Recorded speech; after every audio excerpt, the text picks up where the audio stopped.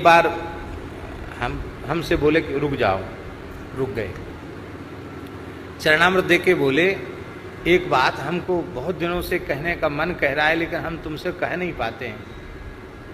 आज कोई नहीं है पास में, आज अवसर है, आज कह देते हैं। आज्ञा करें महाराज जी। बोले, जब हम किशोरी जी का मंदिर में श्रृंगार करते हैं तो हमें सब कुछ भूल जाता है, संसार की पूरी तरह विस्मृति हो जाती है, हम डूब जाते हैं। लेकिन पता नहीं तुम्हारी स्मृति बीच बीच में क्यों होती है, पता नहीं। हमारी किशोरी जी की तुम्हारे ऊपर विशेष कृपा है। तो बोले, जब तुम्हारी स्मृति होती है तो हम मन ही मन किशोरी जी से कहते हैं, हम मन ही मन किशोरी जी से कहते हैं कि हमारे पंडित जी को साधुओं में ही रख लेना, इनको संसार में मत फंसने देना। ऐसा कह करके व्यास जी रोने लग गए। हमने कहा, हम विद्यार्थी थे, हमने कहा महाराज जी आप किशोरी जी से प्रार्थना करते हैं श्रृंगार के समय, अब तो पक्का ही हो गया, अब तो आप संतों के चरणों को छोड़ के कहां जाएंगे। इतनी कृपा उनकी हमारे ऊपर थी। यमुना जी में नित्य स्नान करते थे, चाहे जैसी स्थिति हो यमुना जी में 2 बार स्नान करना। कुएं के ही जल का प्रयोग करते थे, नल का पानी नहीं छूते थे। बहुत अच्छे महात्मा, बहुत शौचाचार संपन्न महात्मा थे।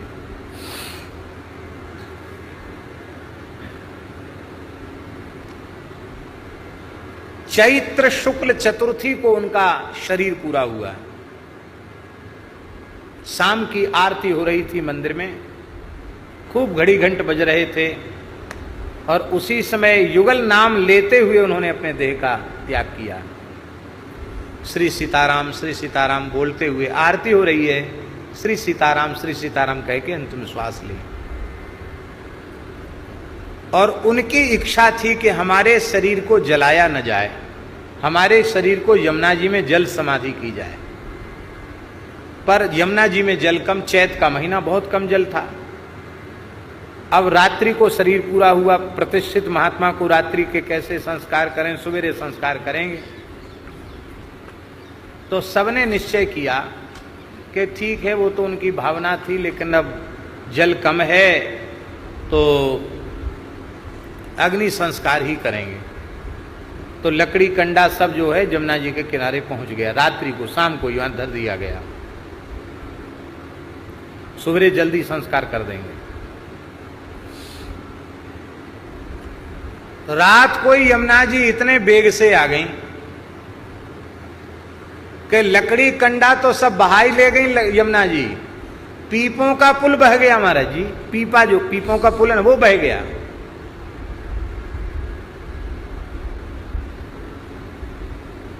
व्यास जी के शरीर को यमुना जी के जल में, और ऐसा निर्मल जल यमुना जी का, बरसात का पानी कहां से जल प्रकट हो गया, एकदम निर्मल, कंचन जैसा निर्मल जल। व्यास जी के शरीर को हम लोग ले गए, इतने जल में ले गए, रज बांध करके जैसे ही उनके शरीर को यमुना जी के जल में विसर्जित किया, जल समाधि दी। प्रत्यक्ष घटना है ये, कोई ऐसा नहीं संदेह करना कि ये कोई गढ़ी हुई बात है। उनका शरीर जैसे ही भीतर गया है, पता नहीं कहां से कम 1 क्विंटल देशी गुलाब, हरी हरी तुलसी और सुगंधित बेला के फूल, ऐसे सुगंधित ताजे फूल नीचे से निकले, और सबने उन पुष्पों को बहते हुए देखा। इस घटना को देखने वाले कई लोग हैं। तो यमुना जी ने प्रत्यक्ष उनको पुष्पांजलि दी और यमुना जी उनको स्वयं लेने आई। ये दास ने देखी हुई बात, प्रत्यक्षदर्शी है दास।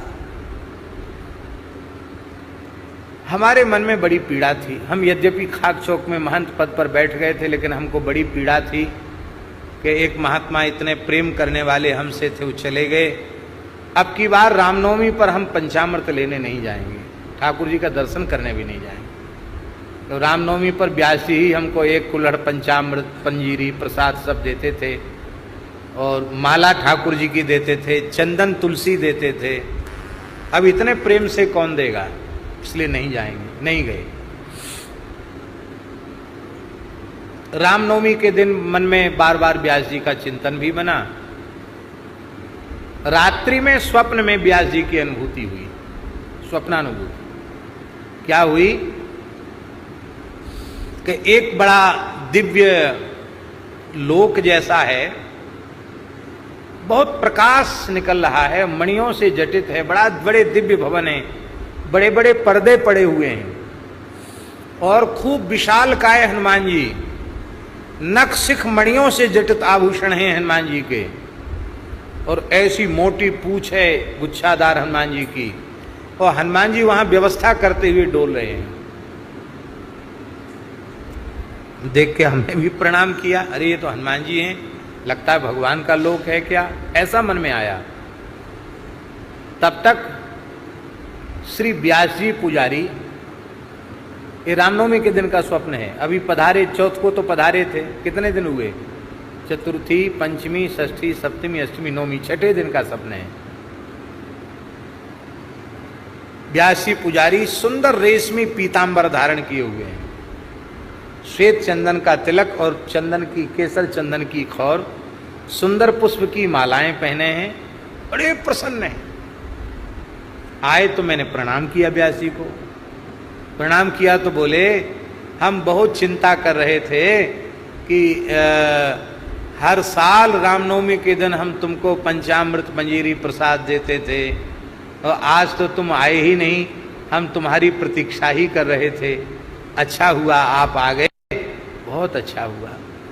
हमने कहा आप तो पधार गए थे, आप यहाँ कैसे? बोले हाँ, यहाँ भी हमको पुजारी बना दिया है, हम पुजारी हैं यहाँ। अच्छा, तो ये क्या है? बोले भगवान का महल है, सीताराम जी का महल है ये, हम पुजारी हैं यहाँ।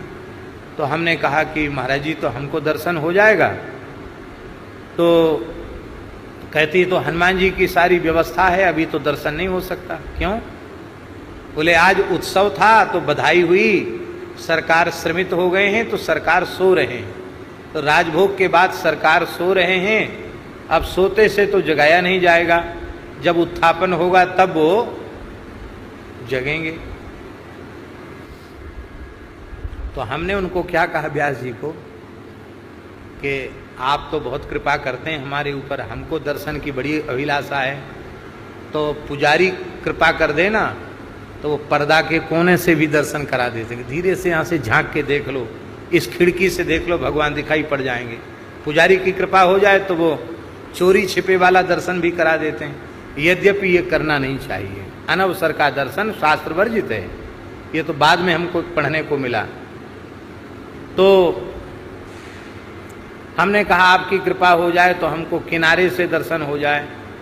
तो मखमली गहरे कत्थई रंग का बड़े बड़े पर्दे पड़े थे, बेल बूटे खड़े थे, उस पर्दे के पास हमको हाथ पकड़ के ले गए।